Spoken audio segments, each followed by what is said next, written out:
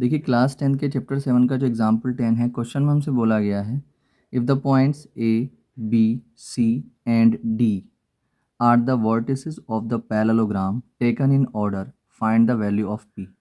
तो देखिए क्वेश्चन में हमसे यहाँ पर बोला गया है कि ये 4 पॉइंट्स दे रखे हैं, ए जिसके कोऑर्डिनेट्स 6,1 है, बी जिसके कोऑर्डिनेट्स 8,2 है, और सी जिसके कोऑर्डिनेट्स 9,4 है, और एक पॉइंट है डी जिसके कोऑर्डिनेट्स में पी आ रहा है, पी और कॉमा 3 ये हैं। ठीक है, और ये बोला गया है चारों के चारों जो पॉइंट्स हैं पैरेललोग्राम के वर्टिसेस हैं, मतलब ये एक पैरेललोग्राम है,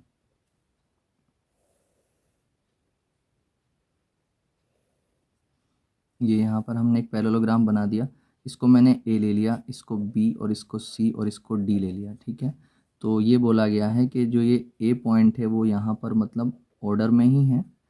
ए के बाद बी आ रहा है, ये कितना है 8,2 है, ये कितना है 9,4 है, और ये कितना है P,3 है। ठीक है, तो ये पैरेललोग्राम के वर्टिसेस हैं, तो तब उस बेस पे हमें क्या करना है, इस P की वैल्यू को फाइंड करना है। ठीक है, देखिए एक चीज़ समझ के चलें आप कि जो पैरेललोग्राम होता है उसकी एक प्रॉपर्टी होती है, उसकी बहुत सारी खासियत हैं, बहुत सारी प्रॉपर्टीज़ हैं, मगर जिस प्रॉपर्टी को हम यहाँ पर यूज़ करेंगे उसको डिस्कस कर लेते हैं।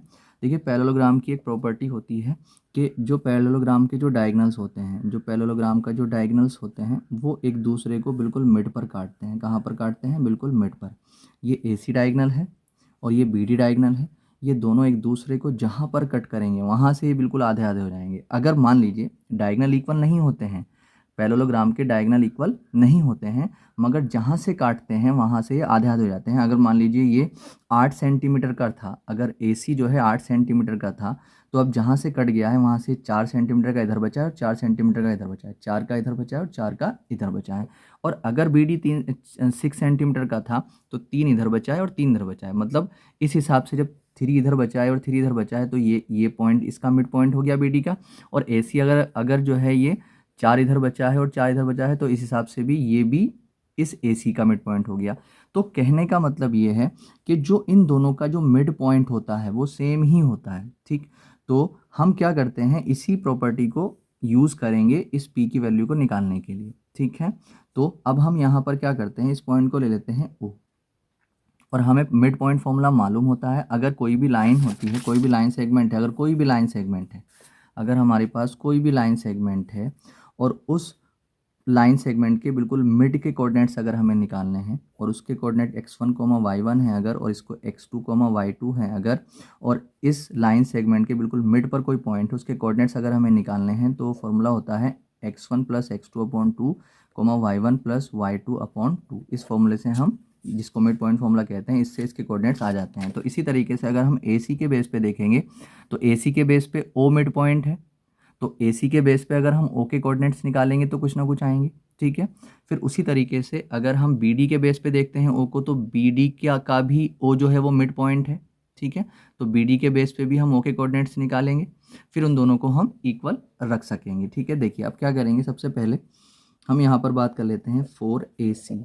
तो ए सी के बेस पे जब हम काम करेंगे तो कौन कौन से पॉइंट काम करेंगे, 6,1 और 9,4। तो ये कितना आ जाएगा, ये x1, और ये कितना आ जाएगा y1, ये आ जाएगा x2 और ये आ जाएगा y2।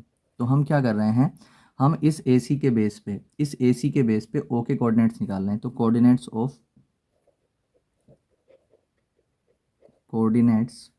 ऑफ ओ के जब कोऑर्डिनेट्स हम निकालेंगे तो formula x1 + x2/2 y1 + y2/2।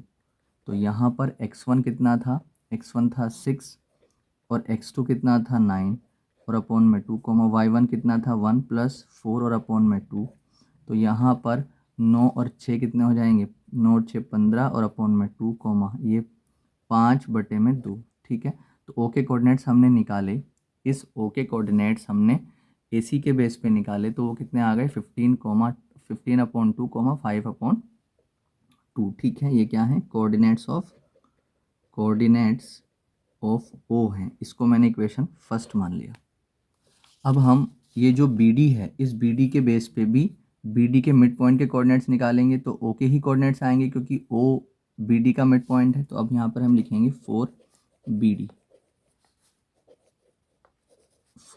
जब बी डी के लिए आप काम करेंगे तो कौन कौन सा पॉइंट काम करेगा, 8,2 और p कॉमा 3। ये पॉइंट आगे पीछे हो सकते हैं, इसको पहला पॉइंट मानते, इसको दूसरा पॉइंट मानते तो कर सकते हैं, उसमें कोई दिक्कत वाली बात नहीं है, ठीक है। ये x1 है, ये y1 है, ये x2 है, ये कितना है y2 है। अब हम यहाँ पर कोऑर्डिनेट्स ऑफ ओ निकालेंगे। कोऑर्डिनेट्स ऑफ ओ जो है, अगर हम देखते हैं तो formula x1 plus x2 upon 2 comma y1 plus y2 upon 2 लग जाएगा, ठीक है। अब यहाँ पर अगर हम देखते हैं अभी कि कोऑर्डिनेट्स ऑफ ओ जो हमने निकाले थे वो हमने कितने निकाले थे, जब हमने इसी के बेस पे निकाले थे 15/2 5/2, ये भी तो ओ के ही कोऑर्डिनेट्स हैं। तो जहाँ पर कोऑर्डिनेट्स ऑफ ओ लिखा हुआ है, वहाँ पर मैं ये भी तो लिख सकता हूँ, ठीक है।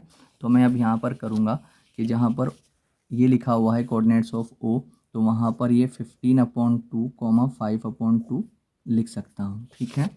15/2 5/2 मैं यहाँ पे लिख सकता हूँ। और यहाँ पर x1, यहाँ पर जब x1 की वैल्यू आप देखेंगे तो x1 हमारे पास कितना है 8 और प्लस x2 हमारे पास कितना है p और अपॉन में 2 कॉमा y1 हमारे पास कितना है 2 और प्लस सॉरी और y2 हमारे पास कितना है 3 और अपॉन में 2, ठीक है। तो y1 प्लस y2, ठीक है। अब क्या करेंगे, देखिए हम, अब हमें p की वैल्यू चाहिए। तो जब दो कोऑर्डिनेट्स आपस में इक्वल हों, दो कोऑर्डिनेट्स जैसे मान लीजिए x कॉमा y जो है, अगर वो इक्वल है 2 कॉमा 3 के, ये दो कोऑर्डिनेट्स हैं, अगर ये आपस में इक्वल हैं तो जो इसका x वाला होता है वो x वाले के इक्वल लिया जा सकता है और जो y वाला होता है वो y वाले के इक्वल लिया जा सकता है। तो हमें ये दो कोऑर्डिनेट्स इक्वल हैं, और जब ये दो कोऑर्डिनेट्स इक्वल हैं तो हम जो x वाला कोऑर्डिनेट होगा वो x वाले कोऑर्डिनेट के इक्वल ले सकते हैं और y वाला कोऑर्डिनेट y वाले कोऑर्डिनेट के इक्वल ले सकते हैं। तो हमें जो ज़रूरत है वो तो p की वैल्यू निकालने की है, तो p आ रहा है x कोऑर्डिनेट पे, तो हम इन दोनों को बराबर ले लेंगे बस, ठीक है। तो यहाँ पे लिखेंगे कंपेयरिंग बोथ साइड। जब दोनों तरफ कंपेयरिंग हम करेंगे यहाँ पर तो 15/2 is equal to 8 plus p/2 लिख लेंगे, ठीक है। देखिए यहाँ पर ये 8 प्लस p तो ऐड होंगे नहीं, तो यहाँ पर क्रॉस मल्टीप्लाई करनी पड़ेगी। जब क्रॉस मल्टीप्लाई वाली कंडीशन हो, कुछ नीचे वाले से नीचे वाला कट रहा हो तो काट देते हैं, ठीक है। तो ये कट जाएगा 2 से 2, तो यहाँ पर बचा 15 is equal to 8 plus p। तो p की वैल्यू निकालनी है तो 8 इधर जाएगा, माइनस का हो जाएगा, 15 इधर आकर के माइनस का 8 इज इक्वल टू p, तो ये बचेगा 7 इज इक्वल टू p।